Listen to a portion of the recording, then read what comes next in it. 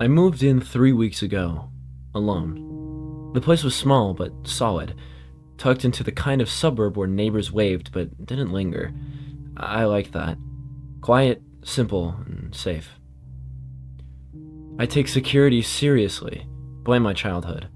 So, on day one, I had a full system installed. Door sensors, motion alerts, even cameras inside. Every hallway, every corner, except the kitchen and the little room with the attic access. No windows in either, so I figured why bother. One night, I was reviewing footage, half awake in my bed. Just background noise while I scrolled. But something flickered in the hallway camera. At first, I chalked it up to be a bug on the lens. It happens. But the more I watched it, the less insect it looked. Its limbs were too long. The posture was all wrong. It bent, crooked. It wasn't walking. It skittered. I paused the video. I zoomed in. Human. Or close enough to make my stomach knot. I posted it to Reddit, r/isthis-a-ghost.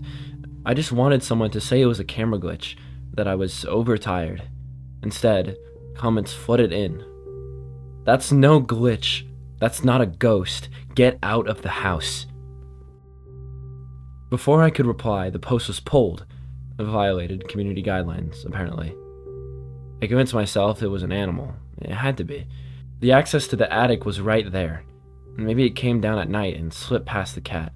I moved the camera into that room. For days, nothing. No bugs, no shadows, no thing. Until Tuesday. At work, I got the alert. Motion detected. I opened the feed. The attic panel slowly cracked open. Pitch black beyond it. Then something slammed the camera over. My heart stuttered. Until my cat's face filled the frame. He definitely decided to mess with the setup. I almost laughed. But then he stopped.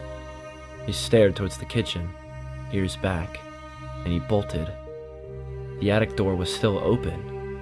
My boss yelled my name, something about a deadline, and by the time I glanced back, the camera had shifted, now pointed at the wall.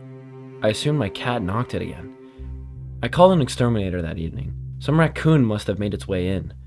We met at my house, I showed him the attic, and he climbed up while I stood below, staring at the open hatch. Minutes passed. Then, a noise. A shuffle. A thump. And something poked its head out. A rotted raccoon face. Half bone, half fur. I recoiled and gasped, but the exterminator's voice called down, casual as anything. I found your pest. Looks like he's been here a while. But I saw it yesterday, I said. It was alive. It moved. He shrugged. Can't say. Nothing else up here now. I wanted to argue, but I let it go. Maybe I was losing it. Days passed. No alerts, no movement. Then came the thud. Then another. Thud, thud, thud. Above me. Furiously, I grabbed my phone and stormed into the attic. I shoved the panel open and pulled the string light. Nothing. Dead bulb, of course. I used my phone flashlight and climbed up. Dust, insulation, something white just at the edge of the beam. I stepped closer. Must be fur. Raccoon fur. Then I saw the light. A pinhole glow, filtering in from below. I crawled towards it and looked down. It was my bed. There was a hole in the attic floor just above where I slept.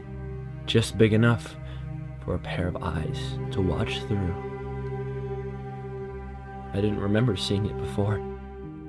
I didn't want to remember. Suddenly, a shift, a movement by the attic opening. Something had just dropped down, back into the house. I spun to follow and screamed. A rusty nail caught my foot straight through. Pain ripped through me as I fell, clutching my bleeding soul. Then silence. The attic door slammed shut. Darkness swallowed everything. And from somewhere down below, I heard the clicks of my bedroom door locking.